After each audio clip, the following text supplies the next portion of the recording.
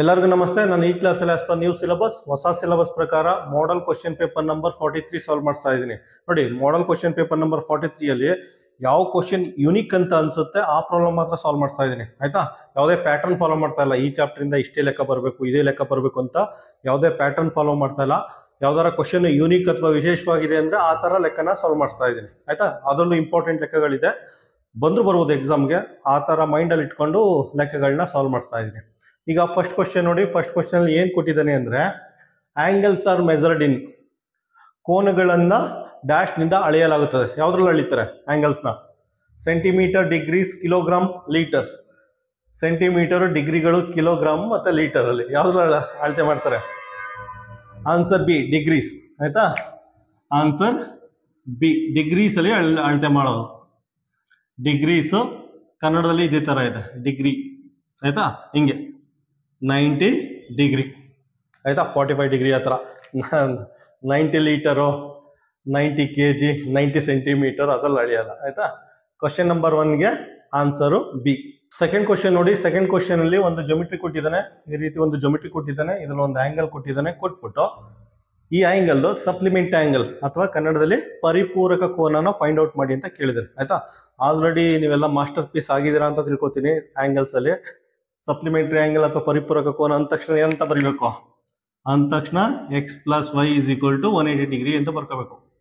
Some of angle equal to 180 degree. ಎರಡು ಕೋನಗಳ ಮೊತ್ತ 180 ಡಿಗ್ರಿ. ಒಂದು ಆಂಗಲ್ ಕೊಟ್ಟಿದ್ದಾನೆ, ಬರ್ಕೊಳ್ಳಿ, 37.3 ಡಿಗ್ರಿ. ಇನ್ನೊಂದನ್ನು ಫೈಂಡ್ ಔಟ್ ಮಾಡ್ಬೇಕಂತ. ಆಯ್ತಾ? 180 ಮೈನಸ್ 37.3 ಡಿಗ್ರಿ ಮಾಡಿ ಏನ್ ಬರುತ್ತೆ ಅಂದ್ರೆ 142.7 ಡಿಗ್ರಿ ಬರುತ್ತೆ. ಆಯ್ತಾ? 142.7 ಡಿಗ್ರಿ ಬರುತ್ತೆ. ಆನ್ಸರ್ ಏನ್ ಬರುತ್ತೆ? ಕ್ವಶನ್ ನಂಬರ್ 2ಗೆ ಆನ್ಸರು ಬಿ. ಕ್ವಶನ್ ನಂಬರ್ 3 ಅಲ್ಲಿ ಏನ್ ಕೇಳಿದ್ದೇನೆ ಅಂದ್ರೆ, an angle of a right angle triangle is 30 degree, find the third angle. ಕನ್ನಡದಲ್ಲಿ ಲಂಬಕೋನ ತ್ರಿಕೋನದ ಒಂದು ಕೋನವು 30 ಡಿಗ್ರಿ ಆಗಿದ್ದರೆ ಮೂರನೇ ಕೋನವನ್ನು ಕಂಡುಹಿಡಿಯಿರಿ ಅಂತ ಹೇಳಿದ್ದೇನೆ. ಆಯ್ತಾ? ಅವನು ಒಂದೇ ಒಂದು ಆಂಗಲ್ ಕೊಟ್ಟಿರೋದು. ಆದ್ರೆ ನಮ್ಗೆ ಗೊತ್ತಿದೆ, ರೈಟ್ ಆಂಗಲ್ ಟ್ರಯಾಂಗಲ್ ಲಂಬಕೋನ ತ್ರಿಭುಜ ಅಂದ್ರೆ ಒಂದು ಆಂಗಲ್ 90 ಡಿಗ್ರಿ ಇರುತ್ತೆ. ಆಯ್ತಾ? ರೈಟ್ ಆಂಗಲ್ ಟ್ರಯಾಂಗಲ್ ಲಂಬಕೋನ ತ್ರಿಭುಜ ಅಂದ್ರೆ ಒಂದು ಆಂಗಲ್ 90 ಡಿಗ್ರಿ ಇರುತ್ತೆ. ಆ ಫಿಗರ್ ಈ ಶೇಪ್ ಅಲ್ಲಿ ಇರುತ್ತೆ. ಆಯ್ತಾ? ಅದಾದ್ಮೇಲೆ ಒಂದು ಆಂಗಲ್ ಕೊಟ್ಟಿದ್ದಾನೆ, ಎಲ್ಲಾರು ಬರ್ಕೊಳ್ಳಿ, 30 ಡಿಗ್ರಿ. ಇಲ್ಲಾರು ಬರ್ಕೊಳ್ಳಿ, ಇಲ್ಲಾರು ಬರ್ಕೊಳ್ಳಿ. ಆಯ್ತಾ? ನಮ್ಗೆಲ್ಲ ಗೊತ್ತಾಯಿದೆ interior angle, sum of interior angle ಎಷ್ಟಿರ್ಬೇಕು? Sum of interior angle 180 degree ಇರಬೇಕು. ಆಯ್ತಾ? 90 ಡಿಗ್ರಿ ಇದೆ, 30 ಡಿಗ್ರಿ ಇದೆ, 120 ಡಿಗ್ರಿ ಆಯ್ತು. ಆಯ್ತಾ? ಇದು 60 ಡಿಗ್ರಿ ಆದ್ರೆ ಅದು sum of interior angle is equal to 180 degree ಆಗುತ್ತೆ. ಆಯ್ತಾ? ನಮ್ಗೆ ಡೈರೆಕ್ಟ್ ಆಗಿ ಫಿಗರ್ ನೋಡ್ಕೊಂಡೆ ಜಸ್ಟ್ 30 ಸೆಕೆಂಡ್ ಅಥವಾ 60 ಸೆಕೆಂಡ್ ಅಲ್ಲಿ ಆನ್ಸರ್ ಫೈಂಡ್ ಔಟ್ ಮಾಡ್ಬೋದು. ಆಯ್ತಾ? ಮೂರನೇ ಆಂಗಲ್ 60 ಡಿಗ್ರಿ ಆಗಿರುತ್ತೆ. ಆಯ್ತಾ? ಆಪ್ಷನ್ ಡಿ ಅಂತ ಮಾರ್ಕ್ ಮಾಡಿ, 60 ಡಿಗ್ರಿ. ಆಯ್ತಾ? ಇಲ್ಲ ನಾವು ಫೈಂಡ್ ಔಟ್ ಮಾಡ್ತೀವಿ, ಪ್ರೊಸೀಜರ್ ಯೂಸ್ ಮಾಡ್ತೀವಿ ಅಂದ್ರೆ ಫೈಂಡ್ ಔಟ್ ಮಾಡಿ ಹಿಂಗೆ, sum of interior angle X plus Y plus Z is equal to 180 degree. ಆಯ್ತಾ? ಎರಡು ಆಂಗಲ್ ಕೊಟ್ಟಿದ್ದಾನೆ, 90 degree plus 30 degree equal to 180 degree. X equal to 90 plus 30 120 degree is equal to 180 degree. ಆಯ್ತಾ? X equal to 180 minus 120 degree. X equal to 60 degree. ಆಯ್ತಾ? ಮೂರನೇ angle find out ಮಾಡಿ ಅಂತ ಕೇಳಿದಾರ. ಮೂರನೇ angle 60 degree ಬರುತ್ತೆ, 60 ಡಿಗ್ರಿ. ಇಲ್ಲೇ ನಿಮ್ಗೆ ಕಾಂಪಿಟೇಟಿವ್ ಎಕ್ಸಾಮ್ ಅಲ್ಲಿ ಯಾವುದೇ ಪ್ರೊಸೀಜರ್ ನೋಡ್ಕೊಂಡು ಯಾರು ಮಾರ್ಕ್ಸ್ ಕೊಡಲ್ಲ. ಡೈರೆಕ್ಟ್ ಆಗಿ ಕ್ವಶನ್ ಓದಿ, ಕ್ವಶನ್ ಅಲ್ಲೇ ನಿಮ್ಗೆ ಏನಾರು ಅರ್ಥ ಆದ್ರೆ 30 ಪ್ಲಸ್ 90 ಡಿಗ್ರಿ 120 ಡಿಗ್ರಿ ಆಗುತ್ತೆ, ಪ್ಲಸ್ 60 ಡಿಗ್ರಿ 180 ಡಿಗ್ರಿ ಆಗುತ್ತೆ. ಆ ಮೂರನೇ ಕೋನ, ಆಯ್ತಾ?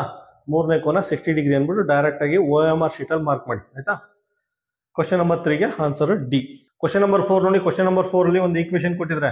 If P equal to Q then find P X ಅಂತ ಕೊಟ್ಟಿದ್ದಾರೆ. ಕನ್ನಡದಲ್ಲಿ P is equal to Q ಆಗಿದ್ದಾರೆ, ಪಿ ಎಕ್ಸ್ ಅಂದ್ರೆ ಏನು ಅಂತ ಕೇಳ್ಬಿಟ್ಟು 4 ಆಪ್ಷನ್ ಕೊಟ್ಟಿದ್ದಾರೆ. ಆಯ್ತಾ? ನೀವೇನಾರ ಸರಿಯಾಗಿ ಅರ್ಥ ಮಾಡ್ಕೊಂಡಿದ್ರೆ ಈ ಕ್ವಶನ್ ನ 30 ಸೆಕೆಂಡ್ ಅಲ್ಲಿ ಸಾಲ್ವ್ ಮಾಡ್ಬೋದು. ನೀವೇನಾರ ಈ ಕಾನ್ಸೆಪ್ಟ್ ಅರ್ಥ ಆಗಿಲ್ಲ ಅಂದ್ರೆ ನಿಮ್ಗೆ ಏನೋ ಈ ಪ್ರಾಬ್ಲಮ್ ವಿಚಿತ್ರವಾಗಿದೆ ಅಂತ ಅನ್ಸುತ್ತೆ.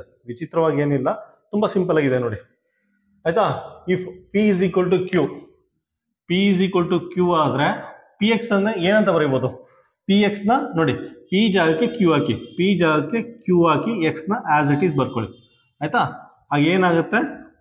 P X is equal to Q X ಆಗುತ್ತೆ. P X is equal to Q X ಆಗುತ್ತೆ. ಆನ್ಸರ್ ಏನು ಬರುತ್ತೆ? ಕ್ವಶನ್ ನಂಬರ್ 4ಗೆ ಆನ್ಸರ್ ಎ. ಕ್ವಶನ್ ನಂಬರ್ 5 ನೋಡಿ. ಕ್ವಶನ್ ನಂಬರ್ 5 ಅಲ್ಲಿ ಈ ರೀತಿ 3 ಫಿಗರ್ ಕೊಟ್ಟಿದ್ದಾನೆ.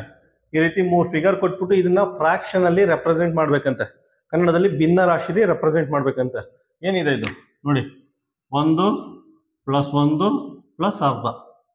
ಆಯ್ತಾ? ಇದನ್ನ ನೀವು 2.5 ಅಂತ ರೆಪ್ರೆಸೆಂಟ್ ಮಾಡ್ಬೋದು. ಆಯ್ತಾ?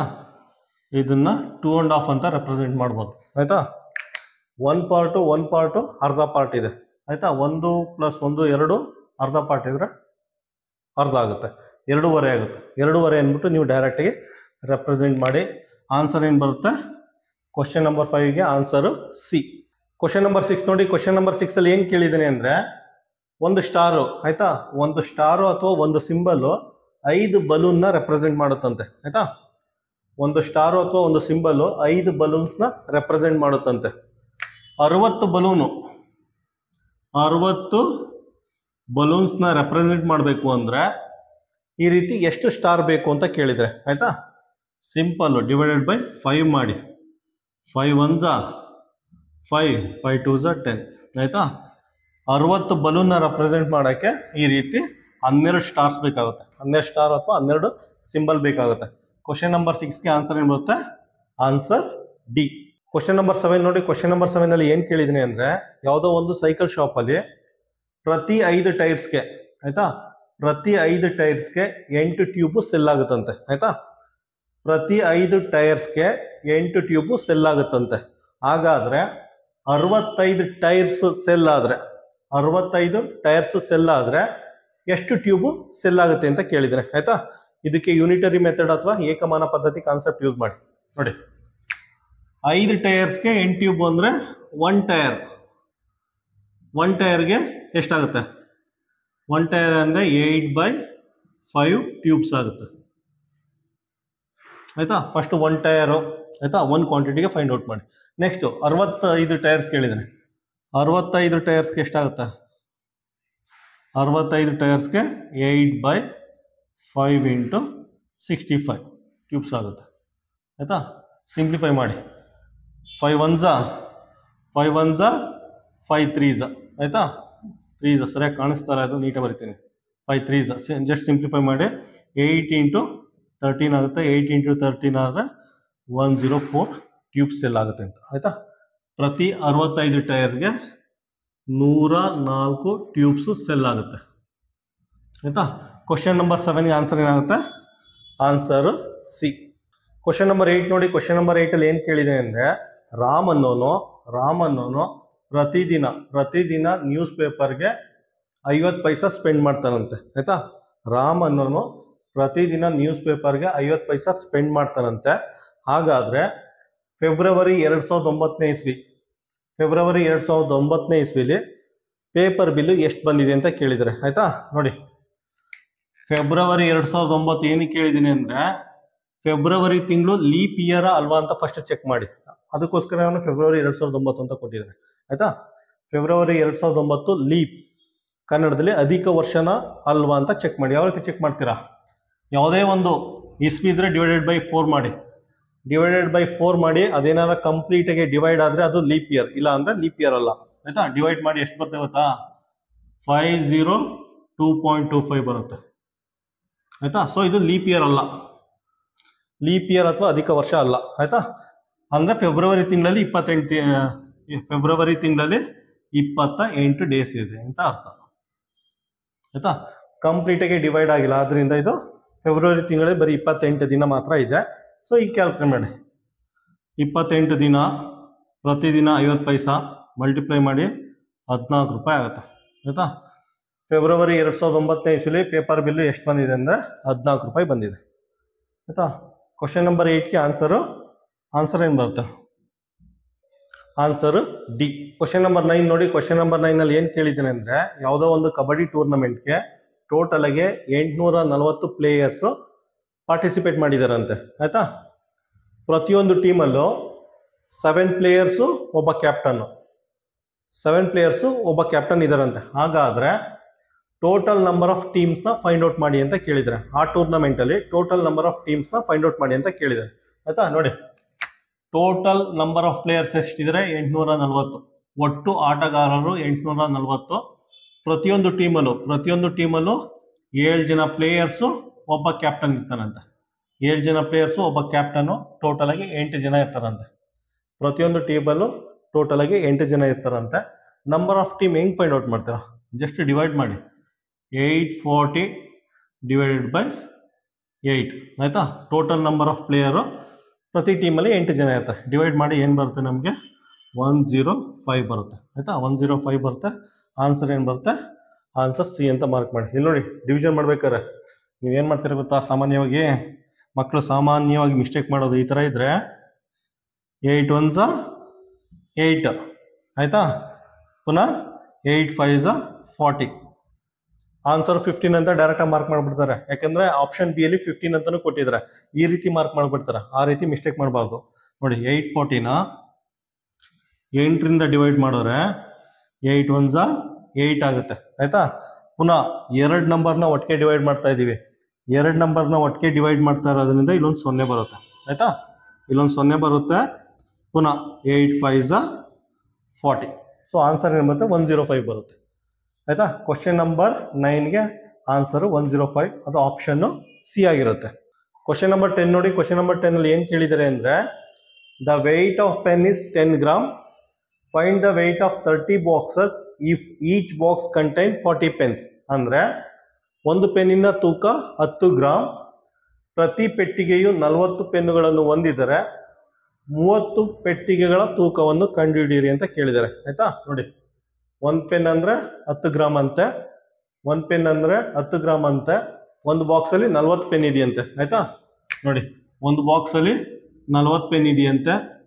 40 ಒಂದು ಪೆನ್ನು ಅಂದರೆ 10 ಗ್ರಾಮ್ ಆಯ್ತಾ. 40 ಅಂದರೆ 400 ಗ್ರಾಮ್ ಆಗುತ್ತೆ. ಒಂದು ಬಾಕ್ಸ್ ತೂಕ ಎಷ್ಟಾಗುತ್ತೆ? 400 ಗ್ರಾಮ್ ಆಗುತ್ತೆ. 30 ಬಾಕ್ಸ್ ಇದೆ. ಸೊ 30 ಬಾಕ್ಸು ಇಂಟು 400 ಗ್ರಾಮ್ ಮಾಡಿ. 4 3 12 ಆಗುತ್ತೆ. 4 3 12 ಆಗುತ್ತೆ. ಪುನಃ 3 0 1 2 3 0 ಆಯ್ತಾ. 0 ಮಿಸ್ಟೇಕ್ ಮಾಡಿಬಿಡಿ ಆಯ್ತಾ. 0 ಮಿಸ್ಟೇಕ್ ಮಾಡಿಬಿಡಿ. 4 3 12 1 2 3 0 ಇದೆ. 3 0 ಹಾಕೊಳ್ಳಿ. 12,000 ಗ್ರಾಮ್ ಬರುತ್ತೆ. ಆನ್ಸರ್ ಏನು ಬರುತ್ತೆ? Answer A. ಕ್ವಶನ್ ನಂಬರ್ 11 ನೋಡಿ. ಕ್ವಶನ್ ನಂಬರ್ 11ರಲ್ಲಿ ಏನು ಕೇಳಿದ್ದೇನೆ ಅಂದರೆ, ಒಂದು ಕಂಟೈನರಲ್ಲಿ 5 ಲೀಟ್ರು 760 ml ಕರ್ಡ್ ಇದೆಯಂತೆ ಆಯ್ತಾ. ಒಂದು ಕಂಟೈನರಲ್ಲಿ 5 ಲೀಟ್ರು 760 ml ಕರ್ಡ್ ಇದೆಯಂತೆ. ಕರ್ಡ್ ಅಂದರೆ ಮೊಸರು ಇದೆಯಂತೆ. In how many glasses each 30 ml capacity can it be distributed. 30 ml capacity cup ಏನಾರ ಯೂಸ್ ಮಾಡೋರೆ ಆಯ್ತಾ. 30 ml ಕೆಪಾಸಿಟಿ ಕಪ್ ಅಥವಾ ಬಟ್ಲು ಏನಾರ ಯೂಸ್ ಮಾಡೋರೆ 7 ಲೀಟ್ರು 760 ml ಕರ್ಡ್ನ ಡಿಸ್ಟ್ರಿಬ್ಯೂಟ್ ಮಾಡೋಕ್ಕೆ ಎಷ್ಟು ಕಪ್ಸ್ ಬೇಕಾಗುತ್ತೆ ಅಂತ ಕೇಳಿದ್ದೇನೆ ಆಯ್ತಾ. ನೋಡಿ, ಒಂದು ಕಂಟೈನರಲ್ಲಿ ಎಷ್ಟು ಲೀಟ್ರ್ ಕರ್ಡ್ ಇದೆ? 5 ಲೀಟ್ರ್ ಅಂದರೆ 5000 ml ಪ್ಲಸ್ 760 ml ಆಯ್ತಾ. ನೀವು ಫಾಸ್ಟ್ ಆಗಿರೋ ಡೈರೆಕ್ಟಾಗಿ ಅದನ್ನು 5760 ml ಅಂತ ಬರ್ಕೋಬೋದು ಆಯ್ತಾ. ಇದು ಟೋಟಲ್ ಕೆಪಾಸಿಟಿ ಕರ್ಡ್ದು. ಅವ್ನು ಕೇಳಿರೋದು ನಂಬರ್ ಆಫ್ ಕಪ್ಸ್ ಅಂತೆ ಆಯ್ತಾ. ನಂಬರ್ ಆಫ್ ಕಪ್ಸ್ ನೋಡಿ, 5760 ml ಡಿವೈಡೆಡ್ ಬೈ 30 ml ಆಯ್ತಾ. ಒಂದೊಂದು ಕಪ್ಪು ಸಣ್ಣ ಕಪ್ಪು ಬರುತ್ತಲ್ಲ, ಅದು ಕೆಪಾಸಿಟಿ 30 ml ಅಂತೆ ಆಯ್ತಾ. ನೋಡಿ, ಈ ರೀತಿ ಡಿವಿಷನ್ನು, ಅಡಿಷನ್ನು, ಮಲ್ಟಿಪ್ಲಿಕೇಶನ್ನು ಮತ್ತು ಸಬ್ಟ್ರಾಕ್ಷನ್ ಮಾಡ್ಬೇಕಾದ್ರೆ ಯೂನಿಟ್ ಸೇಮ್ ಇರಬೇಕು.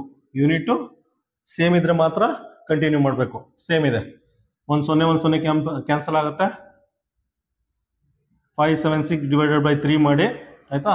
ನಮಗೆ ಆನ್ಸರು 192 ಬರುತ್ತೆ ಆಯ್ತಾ. ಆಪ್ಷನ್ ಏನು ಬರುತ್ತೆ? Option B.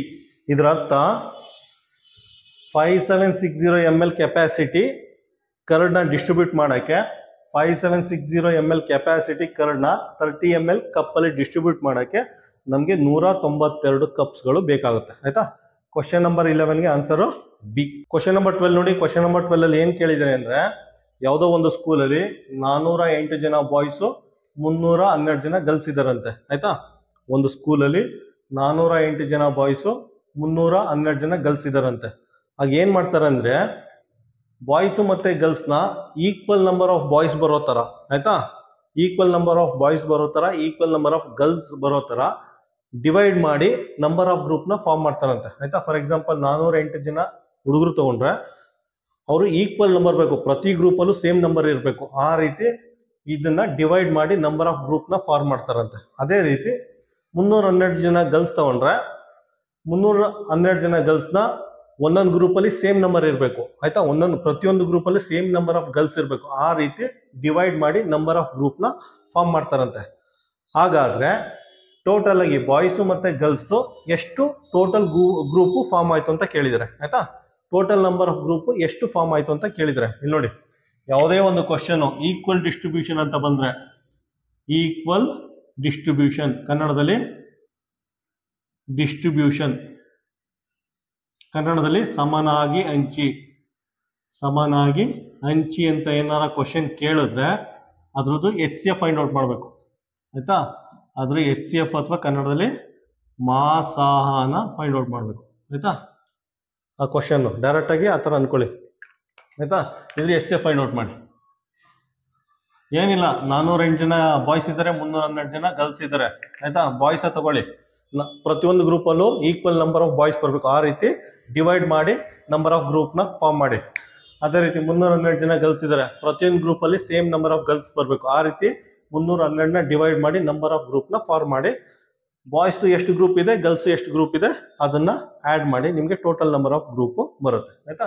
ನೋಡಿ ಫಸ್ಟ್ HCF ಅಂದ್ರೆ ಏನ್ ಮಾಡಿ, 2 ಇಂದ ಡಿವೈಡ್ ಮಾಡಿ. 2 2s 4s, ಇದು 2 1s 2 5s 2 6 ಆಯ್ತಾ. ನೆಕ್ಸ್ಟ್ ಪುನಃ 2 ಇಂದ ಹೋಗುತ್ತೆ, 2 1s 2 2s 2 7 14, ನೆಕ್ಸ್ಟ್ 2 8 16, ಪುನಃ ಇದು 2 ಇಂದ ಹೋಗುತ್ತೆ, 2 5s 2 1s 2 3s 2 9s ಆಯ್ತಾ. ಈಗ 3 ಇಂದ ಹೋಗುತ್ತೆ, 3 1s 3 7s ಆಯ್ತಾ. ಪುನಃ 3 1s 3 1s 3 3s ಆಯ್ತಾ. 17 × 13 ಬರುತ್ತೆ, ಇಷ್ಟೇ. ಪುನಃ ಒಂದೇ ನಂಬರಿಂದ ಇವೆರಡು ಡಿವೈಡ್ ಆಗಲ್ಲ, 17 ಮತ್ತು 13 ಒಂದೇ ನಂಬರಿಂದ ಡಿವೈಡ್ ಆಗಲ್ಲ. ಸೊ ಇದು ಸ್ಟಾಪ್ ಮಾಡಿ. HCF ಅಲ್ವಾ, HCF ಅಂದ್ರೆ ಇದನ್ನ ಮಲ್ಟಿಪ್ಲೈ ಮಾಡಿ.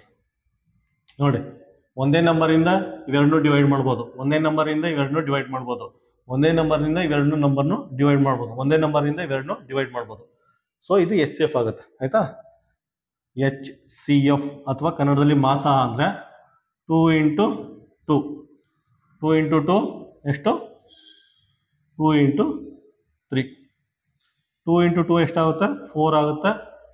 2 × 3 ಎಷ್ಟಾಗುತ್ತೆ, 6 ಆಗುತ್ತೆ. 6 4 24 ಆಗುತ್ತೆ HCF ಆಯ್ತಾ. HCF ಬಂತು. ಈಗ ನಂಬರ್ ಆಫ್ ಬಾಯ್ಸ್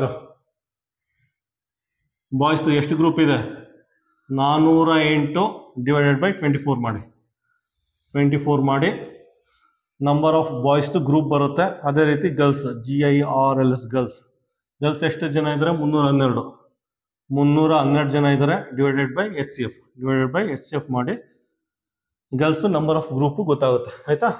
ಇದನ್ನ ಡಿವೈಡ್ ಮಾಡಿ 17 ಬಾಯ್ಸ್ದು ಗ್ರೂಪು 17 ನಂಬರ್ ಆಗುತ್ತೆ ಆಯ್ತಾ. ಗರ್ಲ್ಸ್ನ ಡಿವೈಡ್ ಮಾಡಿದ್ರೆ ನಂಬರ್ ಆಫ್ ಗ್ರೂಪ್ 13 ಬರುತ್ತೆ ಆಯ್ತಾ. ಟೋಟಲ್ ಆಗಿ ಬಾಯ್ಸು ಮತ್ತೆ ಗರ್ಲ್ಸ್ ಗ್ರೂಪ್ ಎಷ್ಟಾಗುತ್ತೆ, 17 + 13, ಟೋಟಲ್ ನಂಬರ್ ಆಫ್ ಗ್ರೂಪ್ 30 ಬರುತ್ತೆ ಆಯ್ತಾ. ಕ್ವಶನ್ ನಂಬರ್ 12ಗೆ ಆನ್ಸರ್ ಏನು ಬರುತ್ತೆ, ಆನ್ಸರು ಡಿ ಆಗಿರುತ್ತೆ. ಇದರ ಅರ್ಥ 408 ಜನ ಮಕ್ಕಳನ್ನ ಆಯ್ತಾ ಪ್ರತಿ ಗ್ರೂಪಲ್ಲಿ 24 ಬರೋಂಗೆ ಡಿವೈಡ್ ಮಾಡಿದ್ರೆ ನಂಬರ್ ಆಫ್ ಗ್ರೂಪ್ 17 ಬರುತ್ತೆ ಆಯ್ತಾ. ನೋಡಿ 17 ಗ್ರೂಪ್ ಇದೆ, ಪ್ರತಿಯೊಂದು ಗ್ರೂಪಲ್ಲೂ 24 ಜನ ಮಕ್ಕಳಿರ್ತಾರೆ, ಗಂಡು ಮಕ್ಳು ಇರ್ತಾರೆ. ನಂಬರ್ ಆಫ್ ಗ್ರೂಪ್ 17 ಇರುತ್ತೆ, ಪ್ರತಿಯೊಂದು ಗ್ರೂಪಲ್ಲಿ 24 ಜನ ಗಂಡು ಮಕ್ಳು ಇರ್ತಾರೆ. ಅದೇ ರೀತಿ ಗರ್ಲ್ಸ್ದು ಹೆಣ್ಮಕ್ಳದು ಟೋಟಲ್ ಆಗಿ 13 ಗ್ರೂಪ್ ಇದೆ, ಗ್ರೂಪ್ ಇದೆ.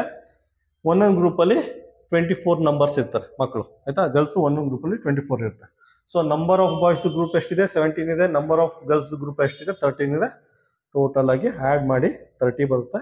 ಕ್ವಶನ್ ನಂಬರ್ 12ಗೆ ಆನ್ಸರು ಡಿ ಆಗಿರುತ್ತೆ. ಕ್ವಶನ್ ನಂಬರ್ 13 ನೋಡಿ. ಕ್ವಶನ್ ನಂಬರ್ 13 ಏನು ಕೊಟ್ಟಿದ್ದೇನೆ ಅಂದರೆ, ದೊಡ್ಡದಾಗ ಒಂದಷ್ಟು ಸೆಂಟೆನ್ಸ್ ಕೊಟ್ಟಿದ್ದಾನೆ, ಅದ 3 ಲೈನ್ ಸೆಂಟೆನ್ಸ್ ಕೊಟ್ಟಿದ್ದಾನೆ. ಆ್ಯಕ್ಚುಲಿ ಅದ್ರಲ್ಲಿ ಏನಿಲ್ಲ, ಯಾವುದೋ ಒಂದು ಥಿಯೇಟ್ರ್ ಇದೆಯಂತೆ, ಯಾವುದೋ ಒಂದು ಥಿಯೇಟ್ರಲ್ಲಿ 363 ಸೀಟು ವೇಕೆಂಟ್ ಇದೆಯಂತೆ ಆಯ್ತಾ.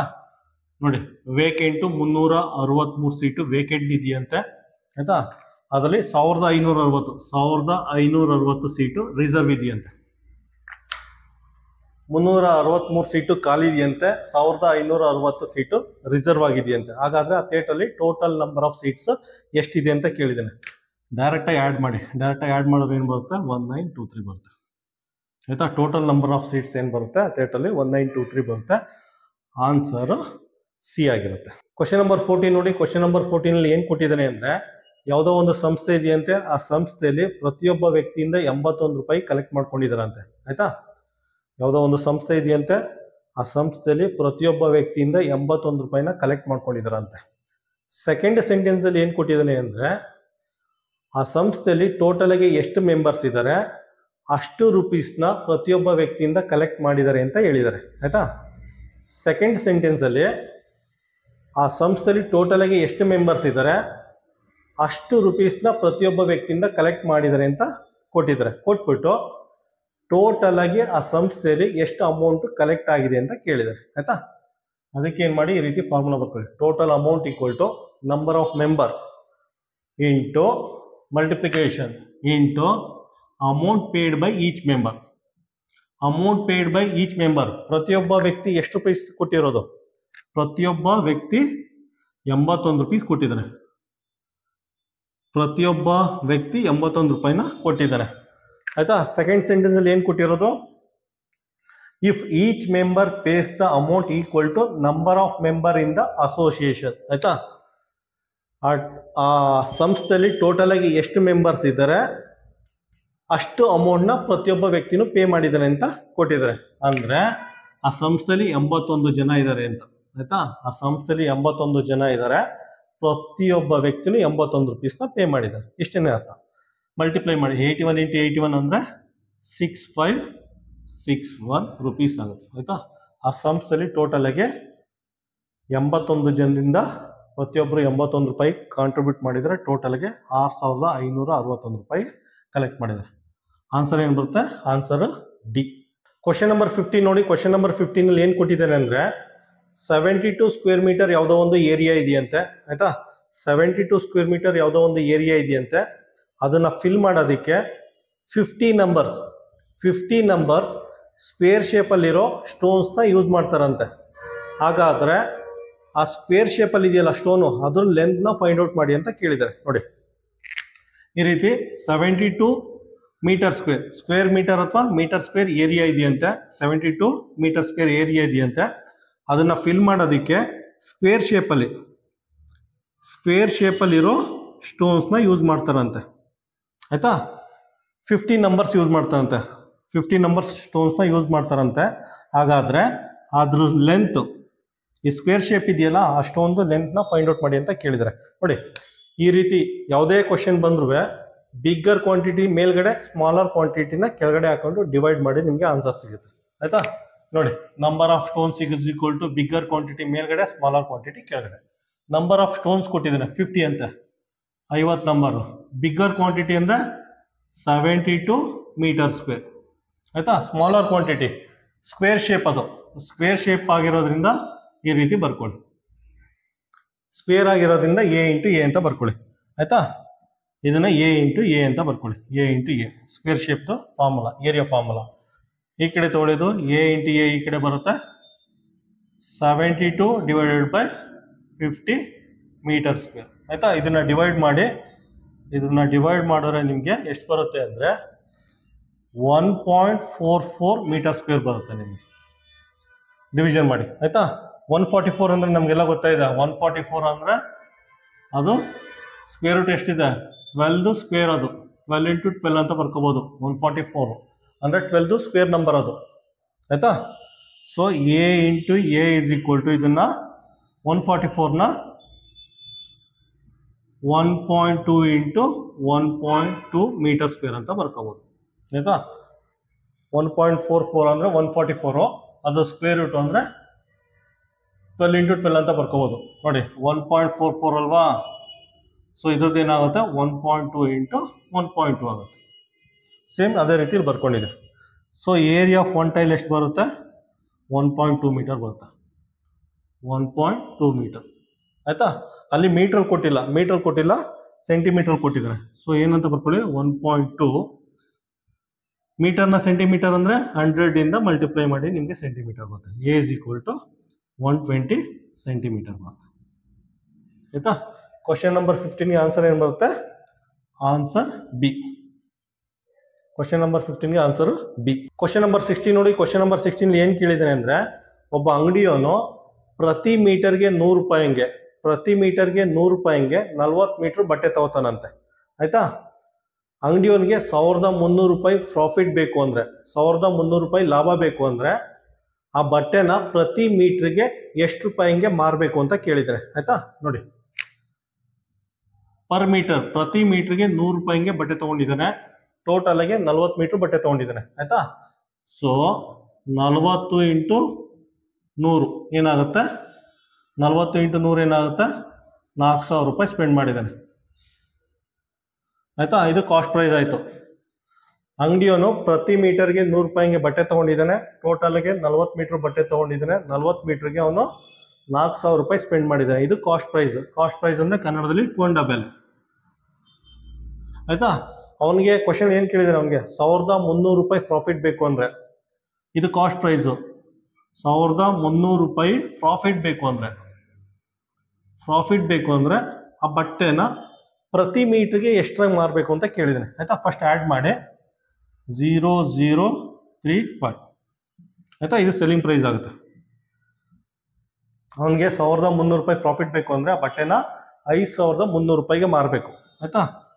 5300 ರೂಪಾಯಿ ಕೊಟ್ಟಿಲ್ಲ. ಅವ್ನು ಕೇಳಿದ್ರು ಪರ್ ಮೀಟರ್ ಎಷ್ಟಂಗೆ? ಇದು 40 ಮೀಟರ್ ಬಟ್ಟೆನ 5300 ರೂಪಾಯಿಗೆ ಮಾರಬೇಕು. ಅವ್ನು ಕೇಳಿದ್ರು ಪರ್ ಮೀಟರ್ ಎಷ್ಟಕ್ಕೆ ಮಾರಬೇಕು ಅಂತ ಆಯ್ತಾ. ಸೆಲ್ಲಿಂಗ್ ಪ್ರೈಸ್ ಪರ್ ಮೀಟರ್ ಕೇಳಿದ್ದಾನೆ. ಹಂಗಂದ್ರೆ 5300 ಡಿವೈಡೆಡ್ ಬೈ 40 ಆಯ್ತಾ. ಇದು ಮಾಡಿ 132.5 ರೂಪೀಸ್ ಬರುತ್ತೆ ಆಯ್ತಾ. ಅವನಿಗೆ 1300 ರೂಪಾಯಿ ಪ್ರಾಫಿಟ್ ಬೇಕು ಅಂದರೆ, 1300 ರೂಪಾಯಿ ಪ್ರಾಫಿಟ್ ಬೇಕು ಅಂದರೆ ಪ್ರತಿ ಮೀಟರ್ ಬಟ್ಟೆನ 132.50 ರೂಪೀಸ್ಗೆ ಮಾರಬೇಕು. ಆನ್ಸರ್ ಏನು ಬರುತ್ತೆ? Answer B. ಕ್ವಶನ್ ನಂಬರ್ 16ಗೆ ಆನ್ಸರು ಬಿ. ಕ್ವಶನ್ ನಂಬರ್ 17 ನೋಡಿ. ಕ್ವಶನ್ ನಂಬರ್ 17 ನೋಡೋಕ್ಕೆ ಸಿಂಪಲ್ ಇದೆ ಆಯ್ತಾ. ಆ್ಯಕ್ಚುಲಿ ಸಾಮಾನ್ಯವಾಗಿ ಮಕ್ಕಳು ಇಡ್ಬೋದು ಇಲ್ಲೇನೆ ಆಯ್ತಾ. ಸಾಮಾನ್ಯವಾಗಿ ಈ ಥರ ಲೆಕ್ಕಗಳಿಗೆ ಮಕ್ಕಳು ಪ್ರಿಪೇರ್ ಆಗಿರಲ್ಲ ಆಯ್ತಾ. ಬರೀ ದೊಡ್ಡ ಲೆಕ್ಕಗಳಿಗೆ ದೊಡ್ಡ ಬರುತ್ತೆ. ನವೋದಯ ಎಕ್ಸಾಮ್ ಅಂದರೆ ದೊಡ್ಡ ಲೆಕ್ಕ ಬರುತ್ತೆ ಅಂದ್ಬಿಟ್ಟು ಆ ರೀತಿ ಲೆಕ್ಕಗಳಿಗೆ ಮಕ್ಕಳು ಪ್ರಿಪೇರ್ ಆಗಿರ್ತಾರೆ. ಈ ಥರ ಸಣ್ಣ ಪುಟ್ಟ ಲೆಕ್ಕಗಳಿಗೆ ಮಕ್ಕಳು ಪ್ರಿಪೇರ್ ಆಗಿರಲ್ಲ ಆಯ್ತಾ. ಈ ರೀತಿ ಲೆಕ್ಕಗಳು ಬಂದಾಗ ಮಕ್ಕಳು ಕನ್ಫ್ಯೂಸ್ ಆಗಿಬಿಡ್ತಾರೆ ಆಯ್ತಾ. ಸಿಂಬಲ್ ಕೊಟ್ಟಿದೆ ನೋಡಿ. 1 ಸಿಂಬಲ್ ಅಂದರೆ 5 ಮೊಟ್ಟೆ ಅಂತೆ, 4 ಸಿಂಬಲ್ ಅಂದರೆ ಎಷ್ಟು? ಒಂದೊಂದ್ಸಲ ಈ ಥರ ಸಿಂಬಲ್ ಬಂದಾಗೆಲ್ಲ ಕನ್ಫ್ಯೂಸ್ ಆಗಿಬಿಡ್ತಾರೆ ಆಯ್ತಾ. ಸೊ ಇದನ್ನು ಮಕ್ಕಳು ಕಾನ್ಸಂಟ್ರೇಟ್ ಇಟ್ಟು ಸಾಲ್ವ್ ಮಾಡಬೇಕು ಆಯ್ತಾ. ನೋಡಿ, 1 ಸಿಂಬಲ್ ಅಂದರೆ 5 ಮೊಟ್ಟೆ ಅಂತೆ. 4 ಸಿಂಬಲ್ ಅಂದರೆ ಎಷ್ಟು? 4 ಸಿಂಬಲ್ ಅಂದರೆ ಎಷ್ಟು? 4 ಸಿಂಬಲ್ಲು 1 2 3 4 ಸಿಂಬಲ್ಲು. 1 ಸಿಂಬಲ್ ಅಂದರೆ 5 ಮೊಟ್ಟೆ ಆಯ್ತಾ. 1 2 3 4 ಸಿಂಬಲ್ಲು. 1 ಸಿಂಬಲ್ಲು ಅಂದರೆ 5 ಮೊಟ್ಟೆ. 5 4 20 ಆಯ್ತಾ. 4 ಸಿಂಬಲ್ 1 2 3 4 ಸಿಂಬಲ್ ಅಂದರೆ 20 ಮೊಟ್ಟೆನ ರೆಪ್ರೆಸೆಂಟ್ ಮಾಡುತ್ತೆ. ಆನ್ಸರ್ ಏನು ಬರುತ್ತೆ? ಕ್ವಶನ್ ನಂಬರ್ 17ಗೆ ಆನ್ಸರು ಬಿ. ಕ್ವಶನ್ ನಂಬರ್ 18 ನೋಡಿ. ಕ್ವಶನ್ ನಂಬರ್ 18ನಲ್ಲಿ ನಂಬರ್ 156 ಫ್ಯಾಕ್ಟರ್ಸ್ ಕೊಟ್ಟಿದ್ದಾನೆ ಆಯ್ತಾ. 156 ಅಪವರ್ತನಗಳನ್ನ ಕೊಟ್ಟಿದ್ದಾನೆ. 2 3 6 13 ಅಂತ ಕೊಟ್ಬಿಟ್ಟು ಇಲ್ಲಿ ಯಾವ ನಂಬರ್ ಬರಬೇಕು ಅಂತ ಕೇಳಿದ್ದಾನೆ ಆಯ್ತಾ. ಇಲ್ಲಿ ಯಾವ ನಂಬರ್ ಬರಬೇಕು ಅಂತ ಕೇಳಿದ್ದಾನೆ. ಎಕ್ಸ್ ಅಂತ ಕೊಟ್ಬಿಟ್ಟು ಯಾವ ನಂಬರ್ ಬರಬೇಕು ಅಂತ ಕೇಳಿದ್ದಾನೆ. ಇಲ್ಲಿ ನೋಡಿ, ಇಲ್ಲಿ 39 ಬರಬೇಕು. 39 ಆಯ್ತಾ. ಏನಕ್ಕೆ ಅಂದರೆ 156 39 ಇಂದ ಡಿವೈಡ್ ಆಗುತ್ತೆ. 156 39 ಇಂದ ಡಿವೈಡ್ ಆಗುತ್ತೆ ಆಯ್ತಾ. 156 ಫ್ಯಾಕ್ಟರು 39 ಆಗಿರುತ್ತೆ ಆಯ್ತಾ. 156 8 ಇಂದ ಡಿವೈಡ್ ಆಗಲ್ಲ. 156 15 ಇಂದ ಡಿವೈಡ್ ಆಗಲ್ಲ. 156 16 ಇಂದ ಡಿವೈಡ್ ಆಗಲ್ಲ ಆಯ್ತಾ. ಕ್ವಶನ್ ನಂಬರ್ 18ಗೆ ಆನ್ಸರು ಎ. ಕ್ವಶನ್ ನಂಬರ್ 19 ನೋಡಿ. ಕ್ವಶನ್ ನಂಬರ್ 19ನಲ್ಲಿ ಏನು ಕೊಟ್ಟಿದ್ದಾರೆ ಅಂದರೆ, ಒಂದು ಇದು ಕೊಟ್ಟಿದ್ದಾರೆ, ಒಂದು ಪಿಕ್ಟೋಗ್ರಾಫ್ ಕೊಟ್ಟಿದ್ದಾರೆ. Number of school teacher in some cities ಆಯ್ತಾ. ಇಲ್ಲಿ name of the city, number of school teacher, ಬೇರೆ ಬೇರೆ ಸಿಟಿಗಳಲ್ಲಿ ಇರೋ ಸ್ಕೂಲ್ ಟೀಚರ್ಸ್ದು ನಂಬರ್ ಕೊಟ್ಟಿದ್ದಾರೆ ಆಯ್ತಾ. ಹೈದರಾಬಾದಲ್ಲಿ 4200 ಜನ ಇದ್ದಾರೆ. ಡೆಲ್ಲಿಲಿ 2400 ಜನ ಇದ್ದಾರೆ. ಚೆನ್ನೈಯಲ್ಲಿ 3000 ಜನ ಇದ್ದಾರೆ ಆಯ್ತಾ. ಇಲ್ಲಿ ನಂಬರ್ಸ್ ಕೊಟ್ಟಿದ್ದಾರೆ, ಇಲ್ಲಿ ಸಿಂಬಲ್ ಕೊಟ್ಟಿದ್ದಾರೆ. ಹೈದರಾಬಾದಲ್ಲಿ 1 2 3 4 5 6 7 ಸಿಂಬಲ್ ಕೊಟ್ಟಿದ್ದಾರೆ. ಚೆನ್ನೈಯಲ್ಲಿ 1 2 3 4 5 5 ಸಿಂಬಲ್ ಕೊಟ್ಟಿದ್ದಾರೆ ಆಯಿತಾ. ನೋಡಿ ನಂಬರ್ ಆಫ್ ಸ್ಕೂಲ್ ಟೀಚರ್ಸ್ದು ಇಲ್ಲಿ ನಂಬರ್ ಕೊಟ್ಟಿದ್ದಾರೆ 4200, 2400, 3000 ಅಂತ. ಇಲ್ಲಿ ಸೆಕೆಂಡ್ ಟೇಬಲಲ್ಲಿ ಸಿಂಬಲ್ ಕೊಟ್ಟಿದ್ದಾರೆ 1 2 3 4 5 6 7. ಹೈದರಾಬಾದಲ್ಲಿ 7 ಸಿಂಬಲ್ ಇದೆ, ಚೆನ್ನೈಯಲ್ಲಿ 1 2 3 4 5 ಸಿಂಬಲ್. ಈ ರೀತಿ ಕೊಟ್ಬಿಟ್ಟು ಏನು ಕೇಳಿದ್ದಾರೆ ಅಂದರೆ how many school teacher does symbol represent ಆಯಿತಾ. ಒಂದು ಸಿಂಬಲ್ ಅಂದರೆ ಎಷ್ಟು ಜನ ಸ್ಕೂಲ್ ಟೀಚರ್ನ ರೆಪ್ರೆಸೆಂಟ್ ಮಾಡುತ್ತೆ ಅಂತ ಕೇಳಿದ್ದಾರೆ ಆಯಿತಾ. ನೋಡಿ ಹೈದರಾಬಾದ್ ಕೊಟ್ಟಿದ್ದಾನೆ ಅಂದರೆ ಹೈದರಾಬಾದ್ ನಂಬರ್ ಯೂಸ್ ಮಾಡಿ. ಹೈದರಾಬಾದ್ ಮತ್ತು ಚೆನ್ನೈ ಮಾತ್ರ ಕೊಟ್ಟಿರೋದು ಸಿಂಬಾಲಿಕ್ ರೆಪ್ರೆಸೆಂಟ್ ಕೊಟ್ಟಿರೋದು. ಹೈದರಾಬಾದಲ್ಲಿ ಎಷ್ಟು ಜನ ಸ್ಕೂಲ್ ಟೀಚರ್ಸ್ ಇದ್ದಾರೆ? ಹೈದರಾಬಾದಲ್ಲಿ 4200 ಬರ್ಕೊಳ್ಳಿ, 4200. ಹೈದರಾಬಾದಲ್ಲಿ ಎಷ್ಟು ಸಿಂಬಲ್ಲು? 1 2 3 4 5 6 7 ಡಿವೈಡೆಡ್ ಬೈ 7 ಮಾಡಿ ಆಯಿತಾ. 7 6 ಸೊ 600 ಬರುತ್ತೆ ಆಯಿತಾ. ಆನ್ಸರ್ ಏನು ಬರುತ್ತೆ? ಆನ್ಸರ್ ಬಿ ಬರುತ್ತೆ. ಒಂದು ಸಿಂಬಲ್ ಅಂದರೆ 600 ಜನ ಟೀಚರ್ಸ್ನ ರೆಪ್ರೆಸೆಂಟ್ ಮಾಡುತ್ತೆ. ಬೇಕಂದರೆ ಚೆನ್ನೈದು ಚೆಕ್ ಮಾಡಿ. ಚೆನ್ನೈಯಲ್ಲಿ ಎಷ್ಟು ನಂಬರ್ ಇದೆ? 3000 ಬರ್ಕೊಳ್ಳಿ, ಇದು ಕ್ರಾಸ್ ಚೆಕ್ ಮಾಡೋಕ್ಕೆ ಆಯಿತಾ. ಚೆನ್ನೈದು ಸಿಂಬಲ್ ಎಷ್ಟಿದೆ? 1 2 3 4 5 5 6 30, 600 ಬರುತ್ತೆ ಆಯಿತಾ. ಒಂದು ಸಿಂಬಲ್ ಅಂದರೆ 600 ಜನ ರೆಪ್ರೆಸೆಂಟ್ ಮಾಡುತ್ತೆ. ಕ್ವಶನ್ ನಂಬರ್ 20 ನೋಡಿ. ಕ್ವಶನ್ ನಂಬರ್ 20ಲೂ ಅಷ್ಟೇ ಸೇಮ್ ಗ್ರಾಫ್ ಇದೆ. ಇಲ್ಲಿ ನೇಮ್ ಆಫ್ ದ ಸಿಟಿ, ಈ ಚಾರ್ಟಲ್ಲಿ ಈ ಗ್ರಾಫಲ್ಲಿ ಸ್ಕೂಲ್ ಟೀಚರ್ನ ನಂಬರಲ್ಲಿ ರೆಪ್ರೆಸೆಂಟ್ ಮಾಡಿದ್ದಾರೆ, ಈ ಗ್ರಾಫಲ್ಲಿ ಸ್ಕೂಲ್ ಟೀಚರ್ನ ಸಿಂಬಲಲ್ಲಿ ರೆಪ್ರೆಸೆಂಟ್ ಮಾಡಿದ್ದಾರೆ ಆಯಿತಾ. ಸೇಮ್ ಗ್ರಾಫು ನಾವು previous question number 19 already find out ಮಾಡಿದ್ದೀವಿ ಆಯಿತಾ. ಒಂದು ಸಿಂಬಲ್ ಅಂದರೆ ಎಷ್ಟು ಜನ ಸ್ಕೂಲ್ ಟೀಚರ್ಸು? ಒಂದು ಸಿಂಬಲ್ ಅಂದರೆ ನೋಡಿ ಹೈದರಾಬಾದಲ್ಲಿ ಇಲ್ಲ ಹೈದರಾಬಾದ್ ಅಂದರೆ